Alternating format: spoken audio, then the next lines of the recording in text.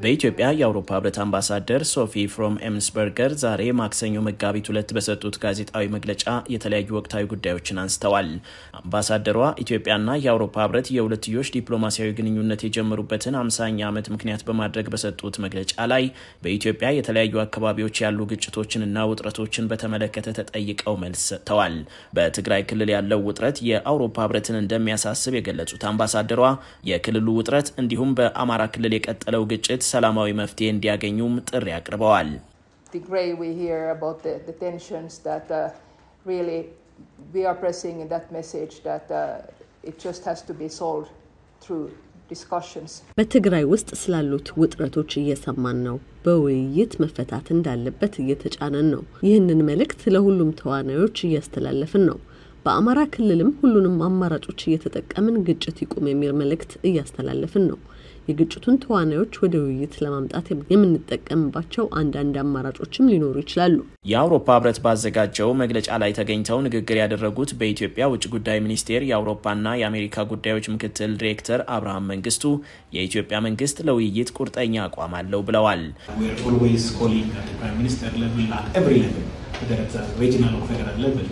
በጠቅላይ ሚኒስትሩ ደረጃም ሆነ በየደረጃው በፌደራልም ሆነ በክልል ደረጃ በአገሪቱ የተለያየ አካባቢዎች ያሉ ሁሉም አካላት ሁከትን ትተው ውይይትን እንዲመርጡ ሁልጊዜ እየጠየቅን ነው።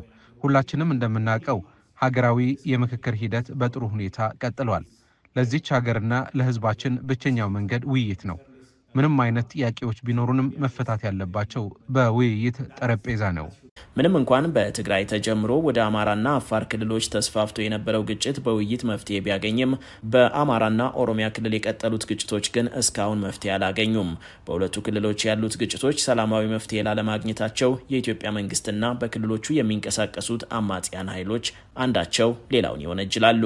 ይህ በእንዲህ እንዳለ ህብረቱን ጨምሮ 44 የአውሮፓ ምክር ቤት አባል ሀገራት በኢትዮጵያ ያለው ፈታኝ የሰብአዊ መብት ሁኔታ ያሳስበናል ሲሉ ባለፈው ሳምንት ሰኞ ባወጡት የጋራ መግለጫ ላይ በኢትዮጵያ የአውሮፓ ህብረት አምባሳደሯ ሶፊ ፍሮም አስተያየት ሰጥተዋል። ባለፈው ሳምንት ሰኞ በጄኔቫ በተካሄደው የተባበሩት መንግስታት የሰብአዊ መብቶች ምክር ቤት 58ኛ ስብሰባ ላይ በኢትዮጵያ አሉ ያሏቸው ሐሳብን በነጻነት በመግለጽና በመሰብሰብ መብቶች ላይ ያሉ ገደቦች ጋዜጠኞችን የሰብአዊ መብት ተሟጋቾችንና የሲቪል ማህበረሰቡን ዝም የማሰኘት ተግባራት ያሳስቡናል ካሏቸው ጉዳዮች መካከል ናቸው። አምባሳደሯ ስለዚህ የጋራ መግለጫ ሲያብራሩ The statement in Geneva was also very much of like encouraging Ethiopia to do more. በጄኔቫ የወጣው መግለጫ ኢትዮጵያ የበለጠ እንድትሰራ ለማበረታታት ነው። የሽግግር ፍትህን ጨምሮ መንግስት እየሰራባቸው ያሉ በርካታ ጉዳዮች አሉ። ስለዚህ የበለጠ እንዲሰራበት የሚያበረታታ መግለጫ ነው። በተመሳሳይ ብዙ መሰራት ያለባቸው ጉዳዮችም አሉ። ለምሳሌ ሐሳብን በነጻነት የመግለጽ ምህዳር ክፍት መሆን አለበት። ይህ የተለያዩ አመለካከቶችን በማዳመጥ በአጠቃላይ በሀገሪቱ ሰላምና መረጋጋትን ለማስፈን ጠቃሚ ነው።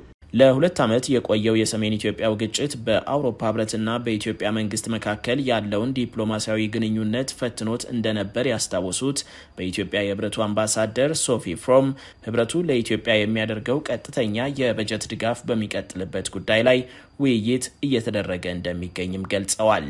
ለአሜሪካ ድምጽ ኬኔዲ አባተ አዲስ አበባ